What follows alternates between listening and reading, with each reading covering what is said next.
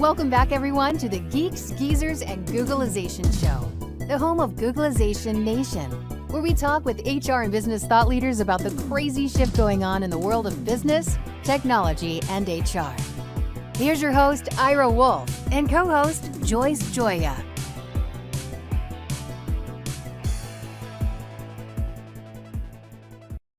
Hey, welcome back, everyone, to Geeks Geezers and Googlization. If you're not a member subscriber of Googlization Nation, please do so. You go to googlizationnation.com. And also, following up on the adaptability theme, we'll be having our webinar next Thursday, May 20th at 1 p.m. Eastern Time. You can go to bit.ly/AQAI520. The link will run that. There it is. bit.ly/AQAI520. And for our Ngomu sponsorship, I wanted just to mention that on the 25th of May, it will be 11 o'clock Eastern that it will start. And it's going to give people a taste of what Ngomu coaching is all about. And one of the teams that may make an appearance on that launch is Bill Jensen and myself. Oh, so. Wonderful. Very good. And Bill's a good mutual friend, and he's been a guest of the show in just a few weeks ago. So that's wonderful. But today, right now, we've got Debbie Levitt, a good friend of mine. Met Debbie 3-4 years ago.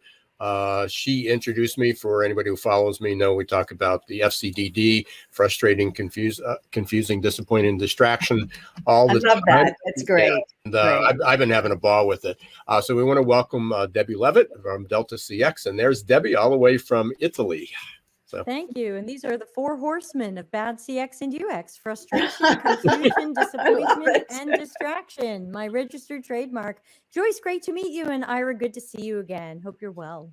For sure. You. Great to meet you too, Debbie. So I know you were listening to at the tail end. We were talking about, one of the factors, we were talking about all the analytics and data, but certainly overlooked in all this, and it still is CX and UX. So first, I want you to give a brief definition for that, because I said I'm not sure a lot of people could spell UX, for that intents and purposes. But you've just, I know this is your passion, and you're so passionate. You did a 50 video course to try to change people's perspective of the importance about this, especially in talent acquisition, and especially how to hire people that understand CX and UX. So let's start with UX and CX, and then we'll dive into what it's about. Yeah, we'll talk about the free training in a moment. So CX and UX are customer experience and user experience. And basically, these are the people at your company that are supposed to be making things user-friendly. Typically, they're people who have studied some cognitive psychology and human behavior. They're not necessarily artists, but they are the people who are going to usually research with customers and do architecture. And usually you think of them as designers, though not all of us are designers. Some of us are more researchers, and hopefully some testing of the idea before engineers and programmers and the technical people piece it together and get it out to the public. So a lot of times people don't even know who at their company makes something user-friendly and make sure that something was really created for user needs, but that is a specialized job. But at almost every company I've ever heard of in my life, that job is not well created, not well described. Culture is a mess. We are flight risks as soon as we show up. And so I figured, what's really missing here is some training, because I think a lot of companies just don't even understand what we do. So they don't know how to assess the candidates. If I said, Ira, you need to assess a DevOps specialist who will deploy a Kubernetes cluster, you'd be like, I don't know how to assess if that person can do that or not, but maybe I'll send them a personality test. But the problem is that people don't even know how to assess us. So there's problems at pretty much every stage of the hiring and retention. Wow. So is that what the course is about? How to help the HR professionals and small business people, or small and medium-sized business people who might be hiring CX and UX folks? to? Oh, it's for everybody. The Fortune 10 could use it. Their jobs aren't going right either. I know plenty of people who wish they could get away from some of these companies and find something else. So it's for everyone of every size who thinks that they might need somebody at their company who's going to kind of shepherd that user friendliness and that usability. And so it's totally free. I don't even put you on a mailing list. It's it's 8 hours of content split into 50 videos. You don't even have to watch them in order. And basically, it's all about understanding CX and UX and how to write better job descriptions, how to understand why we're typically flight risks, what is going wrong in these organizations that we don't want to join and we don't want to stay, and how to create better jobs so that not only are you attracting and retaining talent, but you're going to increase customer satisfaction. If you can bring in the right people to make your websites, apps, systems, and services better, you're probably going to end up more profitable. Like, it's kind of a no-lose situation. But unfortunately, right now, I mean, we have people who have master's degrees in research, and they're being asked to show their ability to draw. Uh-oh. And we're like, okay, wow, somebody really doesn't understand what you do all day. If they want to see your art portfolio, that shouldn't even be a part of the assessment. So, so yeah, I want to drive everybody towards, I have a website that I call the Delta CX Academy, which is deltacx.academy. That's a web address, by the way. You can just type that right in, and that's going to take you to all of my online courses, and just look for attracting and retaining CX and UX talent. And I just got an email from, how do you pronounce these guys? SHRM. I always want to say Shroom, but I know that's not right. Sherm just accepted me as a recertification provider, and I have applied for this course to have credits. And because it is 8 hours of content, it might possibly qualify for 8 credits. So that is not certified yet, but I'm really hoping in the coming weeks that it will be accepted. But even if it's not, you should still take it, because if you are HR, recruiter, sourcer, talent agent, or hiring manager, this information can only help you. So go ahead. Go ahead. So Debbie, I mean, we've been working together for a bit, and I'm a novice at this, but I get the general idea. But I'm also standing in the shoes of clients, manufacturer, distributor, retail, healthcare. And they go, what, we hire a marketing company that is our CX and UX, or we do this. Why would every company should have somebody looking at their UX and CX? I think you just answered it. Hiring, no offense to the marketing companies out there who are generally quite capable and talented, but hiring a marketing company to do your CX and UX is like asking your dentist to check this weird thing on your foot. And so in reality, no offense to the dentists on the show, yeah, but I didn't take any offense. Right. And so the problem is that, we all have specializations. That's a beautiful thing. And I always recommend that people and companies play to those specializations. You are going to get so much better outcomes and customer satisfaction and worker morale by working with a CX or UX specialist utilized correctly than you are by asking marketing to guess at our stuff. No offense to marketing. There's a lot of important things that they do that we're bad at. But when it comes to CX and UX, it really is a specialization. But unfortunately, it's such a misunderstood specialization that I thought it needed some training. Even if you don't need a full-time CX UX person, there should be somebody on your team or in the organization that is well versed in that. Am I correct? I mean, sort of a leading question to you, but yeah, I mean, well, it sounds right, but many companies don't do that. And even really the real starting point is, even if you get the feeling, say you're healthcare, hey, we find a lot of people dropping off our website before they book an appointment Ah. with our doctor, or, hey, we find people send customer service the same questions over and over. What's going wrong here? The great thing about qualified and talented CX and UX practitioners is you don't have to tell us what the problem is, because we typically start with research. We're going to learn what the problem is. And so we're really for everybody. But even if you are the type of organization who doesn't keep those people on staff, or even anybody who understands what we do, you can still reach out to freelancers or agencies or outside people. But my training will help you know how to assess them and how to communicate to them what you're looking for. Because again, too many people think that this job is just artsy fartsy. But again, many of us have some training in, or more than some training in psychology. This is about understanding human behavior so well, and of course, researching with people and watching them do things, and being able to be those problem finders before we're problem solvers. Right. This sounds like a precursor to the CEXO that I talk about in my new book, Debbie, the Chief Experience Officer. And what a great place for a person to start in an organization to learn all about CX and UX, right?